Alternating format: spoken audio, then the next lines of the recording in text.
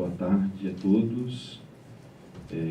Cumprimentar o presidente da mesa, vereador Salvador, pastor Fabrício, presidente da Associação de Pastores de Pelotas, deputado Cortella.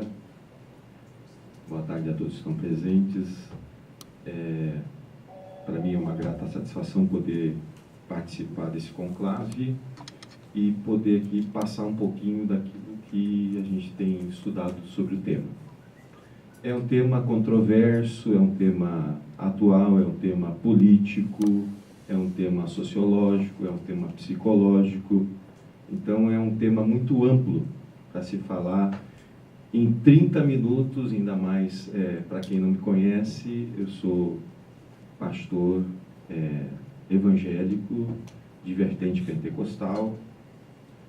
Sou filho de um pastor evangélico com uma carreira cristã evangélica com mais de 50 anos e sou formado na minha vida acadêmica em escola pública. Infelizmente, eu sou do tempo que para você entrar na Universidade Federal você tinha que fazer o Michigan, senão você não entrava na Universidade Federal. Isso era uma realidade. Então, para quem não tinha condições de fazer o Michigan, você caía na Universidade Católica, né, e rogava a Deus por uma bolsa. Essa é a realidade.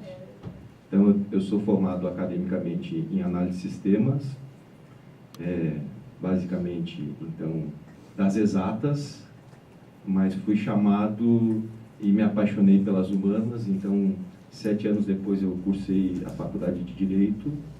Hoje eu sou um graduando em Teologia pela UBRA e já está oportunizando aí, se Deus quiser, uma próxima pós-graduação em liberdade religiosa.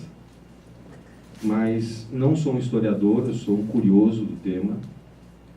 E é difícil você falar de gênero, porque senão, de uma forma como hoje tem sido pregado, senão a gente sataniza o gênero ou criminaliza.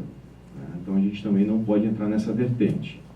Então aqui eu quero me despir de toda a minha interiorização religiosa para tentar fazer um panorama muito aberto de reflexão nessa tarde.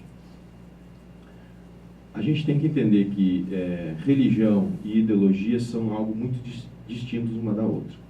Nós podemos falar que religião é a relação do homem com o transcendente, e a ideologia é a religião da política. Então são duas coisas distintas. Enquanto que na religião você busca um paraíso transcendente, na ideologia você busca um paraíso imanente. Essa é a grande diferença e foi as grandes lutas entre religião e ideologia que se travam no mundo. Então nós temos que distinguir muito bem essas coisas para a gente poder entender a ideologia no sentido geral da palavra. As grandes questões, elas começam justamente a gente entender aonde surgem as coisas. Ou seja, até a chamada Revolução Socialista, na chamada Rússia, que deu origem então à União Soviética, a União dos Países Socialistas Soviéticos, nós temos que entender o seguinte: o mundo pleno, então conhecido, é um mundo fundado em cima da cultura judaica cristã. Tudo que você entende de mundo, até a chamada Revolução Socialista, você entende ele como judaico-cristão. Todos os aspectos sociológicos são fundados em cima disso. Todos os aspectos sociais são fundados em cima da cultura que é apregoada e espalhada pelo mundo, em cima das missões ou das cruzadas, e assim por diante. E o mundo ocidental, ele é fundado em cima, então, dessa cultura que está enraizada, interiorizada dentro de nós. Então, todos os aspectos sociológicos de família, de casamento, de filhos, vêm e é introspectado dentro de nós, ou interiorizado dentro de nós, em cima desses fundamentos.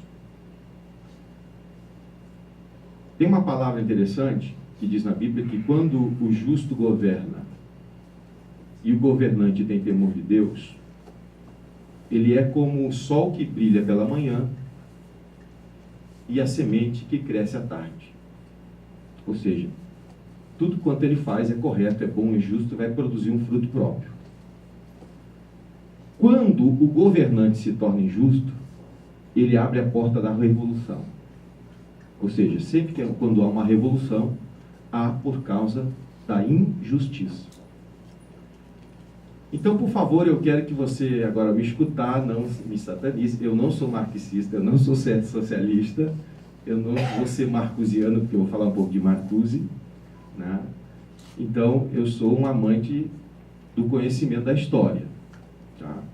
Então, geralmente, quando a gente fala de Marx, a tendência nossa é satanizar Marx. Marx nada mais foi do que filho de uma aristocracia, nasceu na Prússia, filho de pais judeus, ou mãe judia, em que ele tem a oportunidade de fazer uma análise da sociedade que ele vivia. Então, ele fez uma análise social, ele fez uma análise econômica, ele fez uma análise política. E, em cima dessa análise social, política e sociológica, ele chega à conclusão que há uma divisão de classes da sociedade e há uma classe que se aproveita da outra, toda aquela velha história, onde ele identifica a chamada luta das classes, aonde a classe burguesa se aproveitava do proletariado industrial, explorando a mais-valia, que eram os ganhos, o lucro, onde a classe burguesa se apoderava, então, dos meios produtivos e explorava o restante da sociedade. Marx faz essa identificação e ele diz, né, que isso era errado. Então, ele, nos seus desvaneios cognitivos, ele elabora, então, a chamada revolução, ou a sua luta contra as classes, e ele tem aquela introspecção, né, sendo um ateu convicto, então ele se desliga da religião, por isso é aquela velha frase que todo mundo sabe de cor, mas às vezes não sabe o significado, né, que a religião é o ópio do povo. Na verdade, ele diz que a religião é uma criação transcendental e ele não cria no transcendente, ele cria no imanente. Então, na verdade, Marx até faz um paralelo, não vai dar meia hora, né? Mas tudo bem, vou tentar aqui ser o mais resumido possível. Ele faz um paralelo até com a Bíblia, muito interessante isso, que para ele, o paraíso para Marx, transpassa, porque do contexto histórico do socialismo de Marx, ou na realidade dele, ele vai pensar no seguinte, que a história do homem era uma sociedade inicial sem classes ou classes primitivas, passando por classes longas e culminando no extermínio das classes. Para isso havia a necessidade de uma revolta da classe dominada contra a classe dominante, através realmente da luta armada. Ou seja, Marx entendia que somente através da luta armada se conseguiria tomar o poder e exterminar as classes dominantes, criando-se apenas uma classe. Então, Lenin e Stalin levam isso a sério, são os que aplicam a teoria marxista e de Friedrich Engels na prática e fazem a maior e mais violenta revolução que a história já ouviu falar, matando mais de 100 milhões de pessoas. E levam isso a sério, exterminando as classes burguesas, e isso aquela ideia de Marx que quem não é a favor de mim é tornado, depois eu falo um pouquinho sobre isso em Marcuse, que é colocado muito em prática, ou seja, nós somos tolerantes a todos, menos contra aqueles que são contra nós. Ou seja, os reacionários. E isso é a história de Marx, entendendo que a necessidade de derrubar todas as classes, uma classe dominante, não pode existir, sendo todos igualados. Há um Estado, então, no socialismo que governa, chamado na Rússia, interessante, para desvincular a ideia de família, você vê que no marxismo, depois disso nós vamos entender muito, em Marcuse e depois em Firestone, que é uma feminista ideológica, que a importância de você desvincular a família, ou eliminar a família, justamente porque Marx entendia que é dentro da família que existe a primeira divisão de classes entre o homem e a mulher. Na antropologia socialista, não existia classes, ou seja, era um convívio coletivo, onde não existia, ninguém era casado com ninguém, ou seja, todos os homens tinham relações sexuais com todas as mulheres, e quando as mulheres engravidavam, sabia quem era a mãe, mas não se sabia quem era o pai. Ou seja, o filho era da coletividade. Marx entende que o pecado original, para o marxismo, vamos dizer, é que quando um homem resolve casar-se com uma mulher, ele comete o pecado original para Marx, então inicia a ideia de propriedade privada. A primeira propriedade privada para Marx foi quando um homem tomou posse de uma mulher. Isso é pouco comentado, né? Ou pouco difundido. Né? Ou seja, ali quando um homem toma uma mulher e diz, ela é minha, e ele tem filhos com ela, então agora você sabe quem é o pai da criança. Então ali ele cerca uma propriedade, diz, agora aqui é meu e ninguém toca. Então essa seria a ideia do fundamento da propriedade privada. E para Marx é aí que inicia-se as lutas de classe. Né? É aí que inicia essa diferença social. Só que, com o passar do tempo, se viu que... uma coisa interessante, que Marx tinha a utopia de que quando se conseguisse criar o Estado através do socialismo, esse Estado, por si só, ele se desapareceria. Né? Coisa que nunca aconteceu no socialismo. Né? Então, a verdade é que com a queda do Muro de Berlim, a falência do Estado socialista, né, das uniões das repúblicas socialistas no leste europeu, foi uma falácia porque o Estado nunca deixou de existir. Com o advento da Segunda Guerra Mundial, né, surge a figura, então, da escola de Frankfurt, né, está ali antes do advento da Segunda Guerra Mundial, estudantes alemães, e tudo você vê que é um conflito realmente das classes, porque onde há injustiça, eu sempre gosto de pôr esse ponto, onde há injustiça, abre a porta para a revolução. Se você tem justiça, onde as necessidades humanas elas são satisfeitas, o povo ele está satisfeito com o seu governante. Isso só muda de figuras ou muda de estados ou tipos de governo. Mas a figura vai ser sempre a mesma. Por exemplo, nós não temos uma monarquia, temos uma república, mas nós temos a figura de um presidente. E para nós seria um soberano. Né? E assim por diante em cada uma das esferas da federação.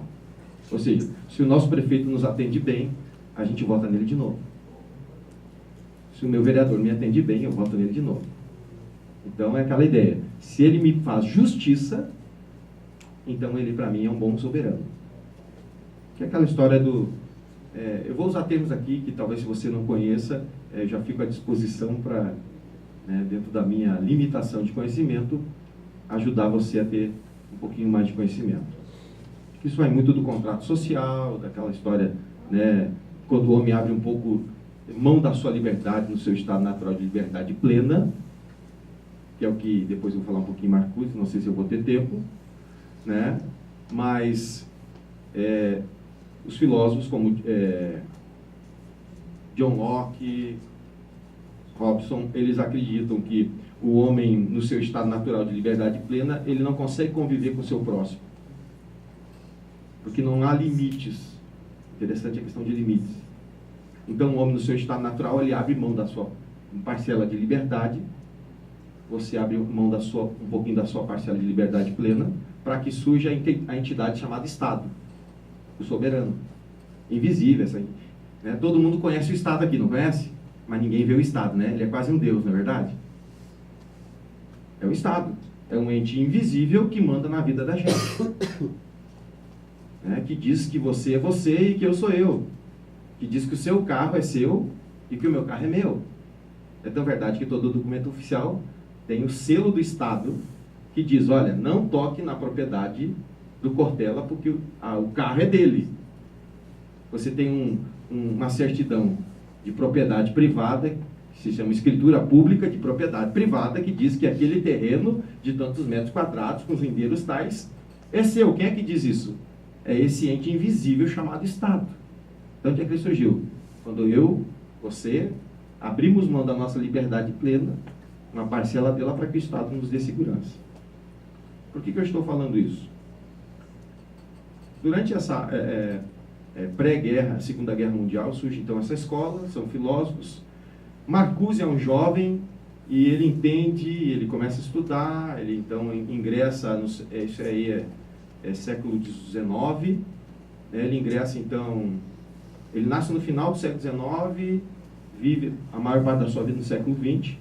Ele bebe da fonte de Marx, de Engels, só que ele entende, diferentemente de Marx, que a gente não consegue alcançar o objetivo final, que é aquele sonho de implantar o paraíso eminente, ou seja, o paraíso na Terra, sem classes, sem distinções, sem separações, através da luta armada.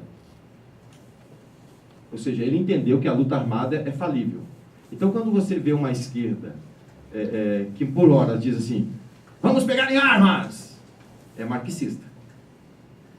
Quando você vê uma esquerda que diz, não, nós precisamos trabalhar a mente, nós precisamos trabalhar o pensamento, a filosofia, isso é Marcuse. Marcuse, ele é um camarada extremamente inteligente, que ele bebe da fonte de Marx, mas ele vai num cara que diz assim, como é que eu consigo mudar uma sociedade? Então ele vai lá e bebe de Freud. Ele vai no pai da psicanálise e ele entende como é que funciona o pensamento humano. Que é uma fonte que eu estou bebendo muito, né? E não sou freudiano, tá bem? Eu não sei, tem professores aqui, sei que tem estudante de psicologia aí, né? Esqueci, perdão, quero dizer que eu estou acompanhado da minha esposa Luciane, né, que está aqui presente comigo. Tenho bebido um pouco bastante da fonte de Freud, justamente por causa dessa coisa da ideologia de gênero. Sou pai de 2 crianças que estão nessa faixa. Tenho um filho de 8 anos, que é o Júnior, e tenho uma filha de 4 anos. Então, por acaso que eu tenho dedicado um pouco a esse estudo. Então, fui tentar entender o porquê dessas coisas. Marcuse diz que você não consegue mudar uma sociedade sem mudar a mente da sociedade. Só que uma questão interessante, que eu falar de ideologia de gênero para você que não vai fazer diferença nenhuma.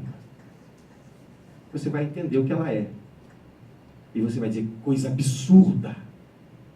Isso é uma barbárie que estão fazendo. Só que para mim, não faz diferença alguma. Para você, não faz diferença alguma. Por quê? Porque Freud diz que a sua personalidade já está pronta. Freud diz que aquilo que já está interiorizado em você não muda. Aí está a questão. Segundo Freud, a nossa personalidade é formada por 3 elementos principais. O id, o ego e o superego. O nosso id é a nossa parte física, que tem necessidades físicas infreáveis. E o meu professor de economia na faculdade, o professor Omar, já dizia, as necessidades humanas são ilimitadas. Ou seja, você quer uma coisa hoje, amanhã você quer outra, amanhã depois você quer outra, e assim por diante. Isso não é diferente para Freud no nosso id. Na Bíblia você diria assim, a carne tende para o pecado, né? Que nem nós discutimos. Ontem nós tivemos uma palestra muito boa em Porto Alegre. Ou seja, a nossa carne que é sempre na vertente religiosa, cristã, ela tende sempre a querer pecar. Então, para Freud, o que limita o id é o ego. Mas dentro do ego é formado o superego, que para os cristãos na teologia seria a consciência.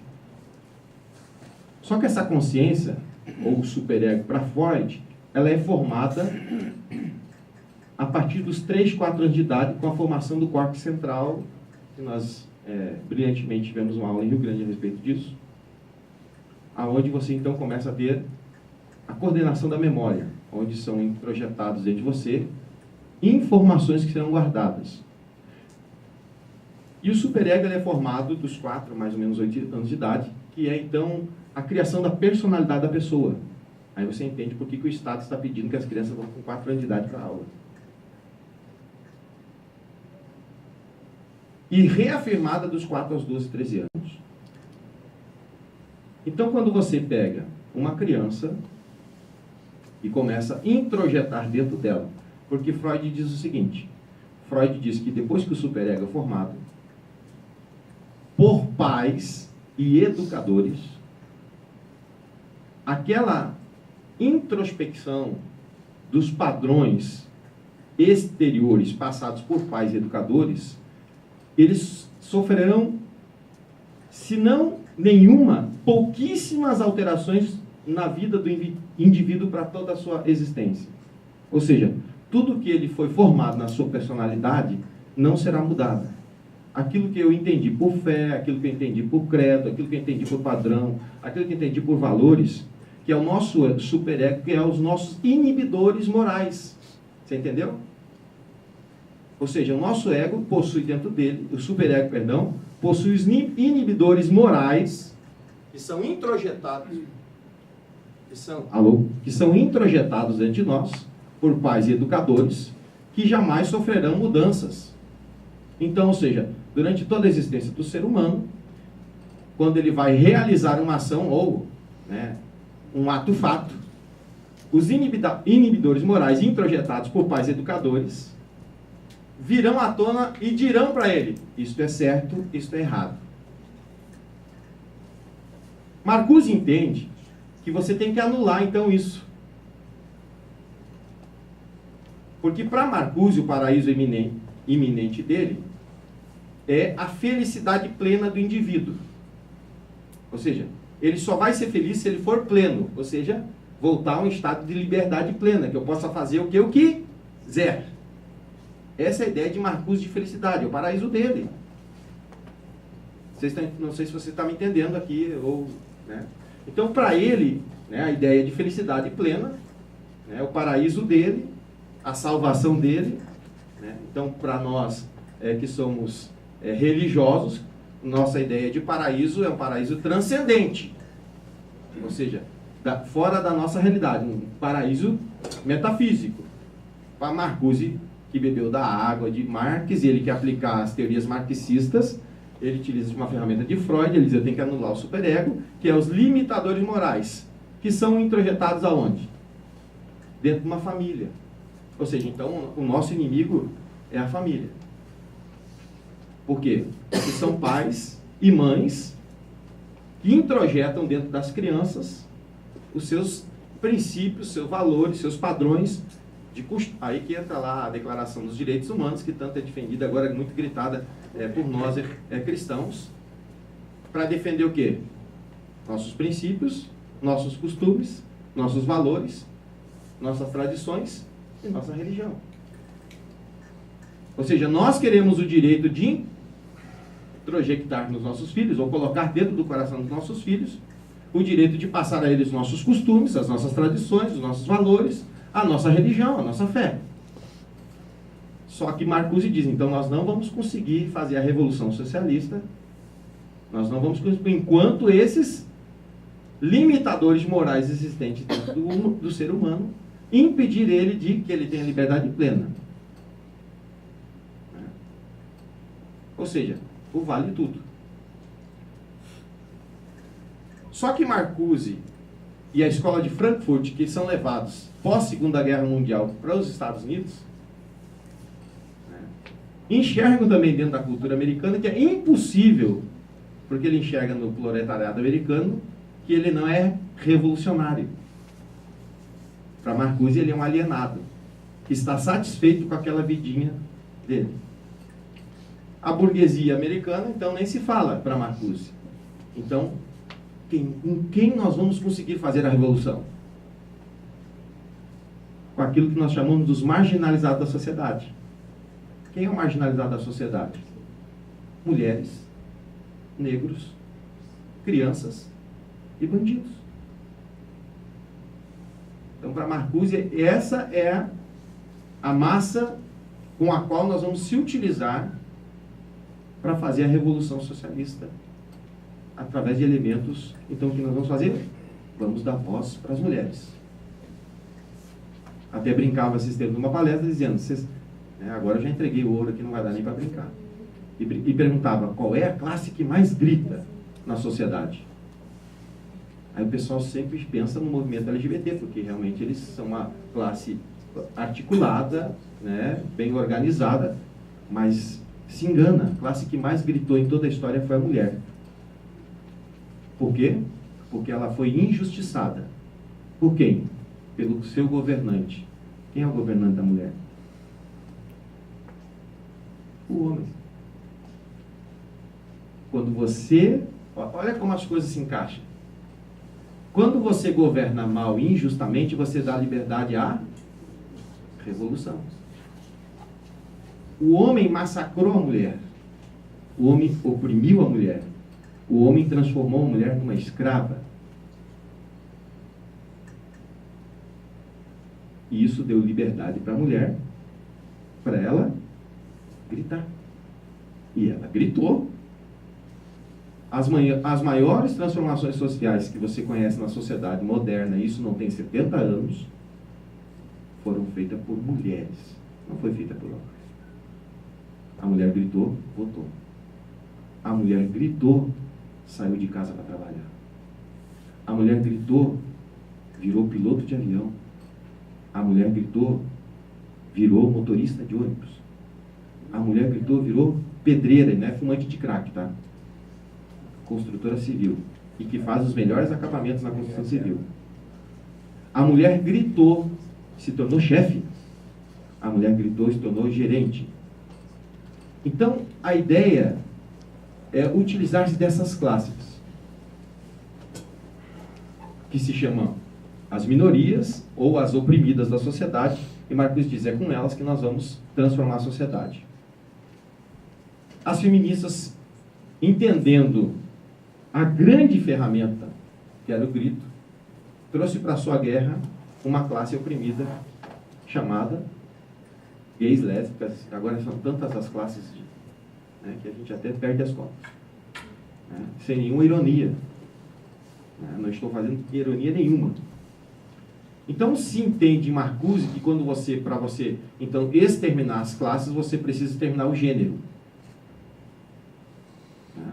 Ou seja, caindo todos os tabus e todas as convicções do contexto social que nós somos enxertados ou criados na sociedade. E aí a gente não pode dividir oriental e ocidental, porque antes do oriental e ocidental existir, todo mundo era basilado numa cultura judaica cristã, na unidade familiar de homem, mulheres e seus filhos. Então eles entendem que para nós conseguirmos implantar a nossa ideia de paraíso, então nós temos que exterminar o gênero. Como é que a gente faz isso? Como é que a gente muda isso? Na minha pessoa que tem mais de 40 anos, já está introjetado dentro de mim que eu sou homem. Minha mãe disse para mim que eu sou um menino, e menino não veste rosa. Ela passou a vida inteira dizendo para mim isso, desde que eu nasci.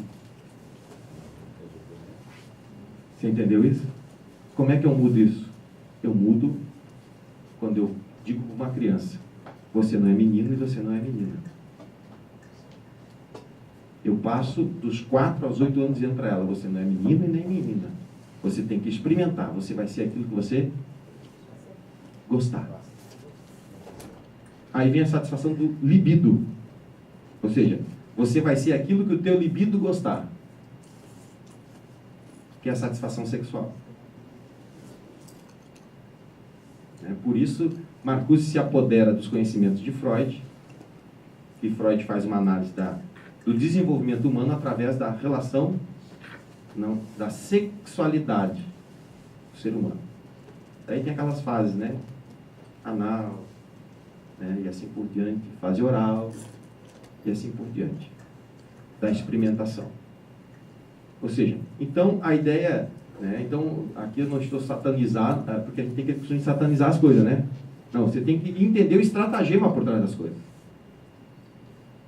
Ou seja, se as ideologias estão tendo sucesso, e você vê que essas transformações sociais não vêm de agora. Marcuse foi o pai, né, da revolução sexual, né? Ele é idolatrado pelos hippies nos anos 70. O slogan faça amor, não faça guerra é de Marcuse. Então, você vê que as mudanças, elas não são feitas, elas são trabalhadas. Então, a grande pergunta é, né? Se nós cremos que os nossos valores são os valores fiéis e verdadeiros, então aqui eu estou bem nu com relação às minhas convicções pessoais, e estou colocando aqui um questionamento social. Ou seja, se eu tenho convicção E aí eu deixo a pergunta para encerrar. Nós precisaríamos aqui pelo menos uns 5 dias para conversar sobre o assunto, então passei de uma forma muito rápida, né? Mas, se eu tenho convicção de que os meus valores são os meus valores corretos, e que a ideologia que está sendo pregada, seja ela qual for, está errada, então a pergunta é, o que eu estou fazendo de errado que a outra ideologia está sobrepondo? Essa é a pergunta correta. No que eu estou falhando e no que eu estou errando, né? Então eu erro por ação, eu erro por omissão e eu erro até por pensamento.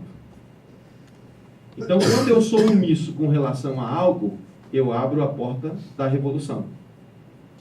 E escute o que eu vou falar para você. A revolução, e nós estamos vivendo a revolução marcusiana, ela não é uma revolução armada, ela é uma revolução filosófica, sociológica, psicológica e emocional.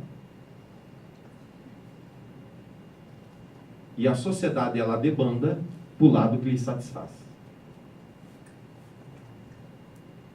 Essa é uma realidade.